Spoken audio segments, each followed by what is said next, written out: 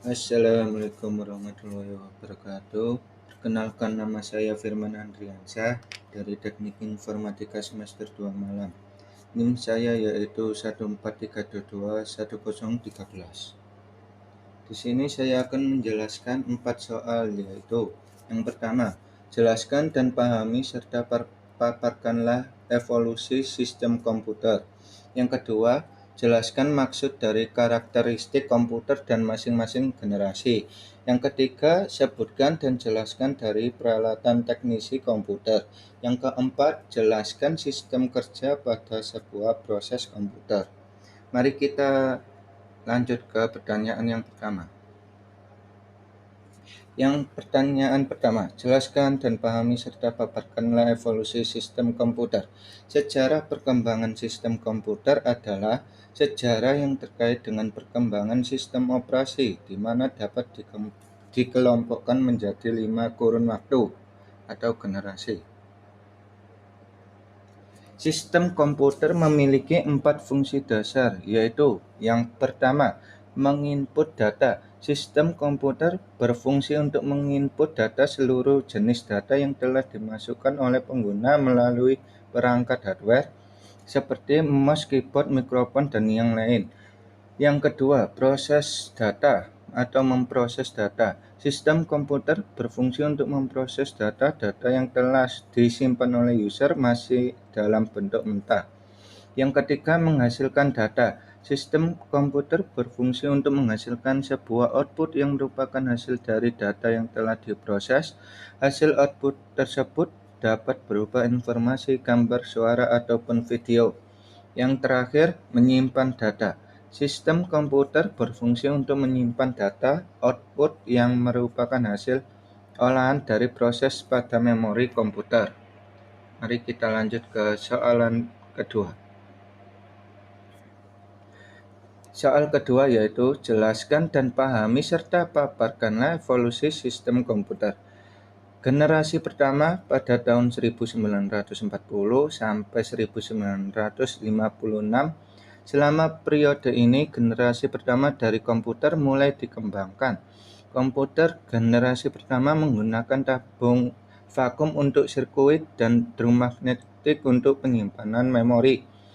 Tabung vakum digunakan untuk memperkuat sinyal dengan mengendalikan gerakan elektron di ruang evakuasi. Komputer generasi pertama sangatlah sulit untuk dioperasikan dan berbiaya sangat mahal. UNIVAC dan ENIAC adalah contoh komputer generasi pertama yang digunakan Badan Sensus Amerika Serikat. Generasi kedua pada tahun 1964 sampai 1971. Teknologi tabung vakum mulai tergantikan dengan transistor. Penggunaan transistor pada komputer mulai digunakan di akhir 1950-an. Keunggulan transistor adalah bentuknya yang lebih kecil. Dengan bentuk minimalis dari transistor, komputer menjadi lebih kecil dan hemat energi. Di generasi kedua ini, bahasa pemrograman mulai diperkenalkan, seperti contohnya COBOL dan Fortran. Teknologi penyimpanan memori juga berubah dari drum magnetik menjadi teknologi magnetik. IBM 7000, NCR 304, IBM 650, IBM 1401, Atlas Mark III adalah contoh dari generasi kedua komputer. Generasi ketiga, 1964 sampai 1971. Pengembangan sirkuit terpadu adalah ciri khas dari generasi ketiga komputer. Bentuk transistor semakin diperkecil dan ditempatkan di chip silikon yang dinamakan semikonduktor. Teknologi ini semakin mempercepat kinerja komputer. Selama periode ini, mouse dan keyboard mulai diperkenalkan. Generasi ketiga juga sudah dilengkapi dengan sistem operasi PDP-8, PDP-11, ICL 2900, IBM 360N, IBM 370 adalah contoh dari komputer generasi ketiga. Generasi keempat, 1971 sampai sekarang. Di periode ini, proses mikro mulai diperkenalkan saat ribuan sirkuit terpadu dimasukkan ke dalam sebuah silikon chip yang kecil.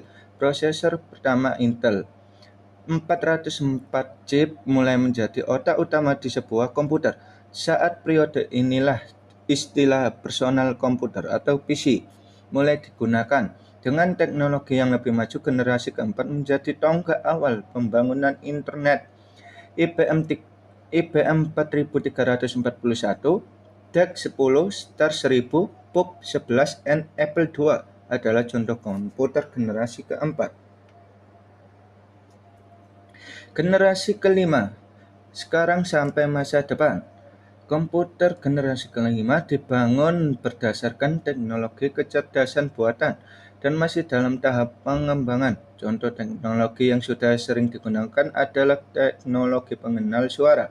Penggunaan pemrosesan paralel dan superkonduktor menjadi dasar dari kecerdasan buatan. Tujuan dari komputasi generasi terbaru adalah untuk mengembangkan perangkat yang merespon bahasa manusia. Mari kita pindah ke pertanyaan 3, yaitu sebutkan dan jelaskan dari peralatan teknisi komputer. Yang pertama, obeng. Yang namanya obeng wajib punya. Obeng untuk melepas baut, ada baut kasar dan ada baut halus. Karena di casing PC atau motherboard terdapat baut kasar dan baut halus. Baut kasar ya pakai obeng plus yang cocok alias sesuai, demikian juga baut halus. Saya sarankan obeng plus yang ada magnetnya. Yang kedua, toolbox. Alat ini atau wadah ini cocok untuk tempat memori RAM, kuas pembersih debu, multimeter, solder, tenol, hard disk, touchpad, atau komponen-komponen elektronika lainnya. Harganya cukup murah, tidak sampai 200.000. 3. UTP-Sable Tester.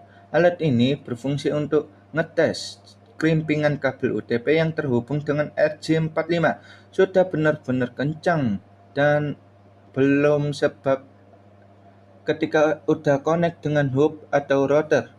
Ketika di ping ada pesan destination host uncreable atau request timeout. Yang terakhir, 4. Buku atau manual book. Buku sebagai pedoman atau referensi di dalam memperbaiki PC yang rusak. Manual book dari motherboard sebagai panduan dari spek teknis komputer. Mari kita pindah ke soalan terakhir. Yang keempat, ialah jelaskan sistem kerja pada sebuah proses komputer.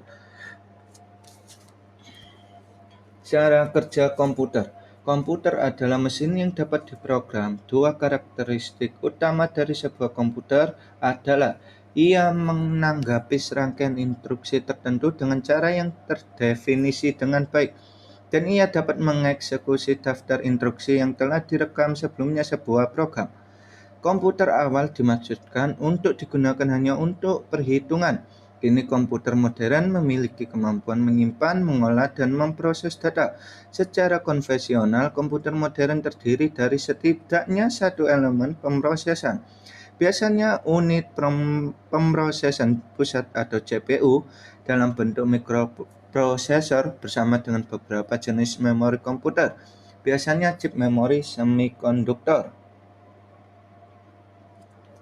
Komputer menjalankan perintah secara berurutan dengan data yang terus-menerus berpindah dari input dan memori ke prosesor perangkat. Saat ini komputer melakukan pekerjaan yang dulunya rumit menjadi lebih sederhana. Misalnya, seorang dapat menulis surat dalam pengolahan kata, mengeditnya kapan saja, memeriksa ejaannya, mencetak salinannya, dan mengirimkannya ke seseorang di seluruh dunia dalam hitungan detik.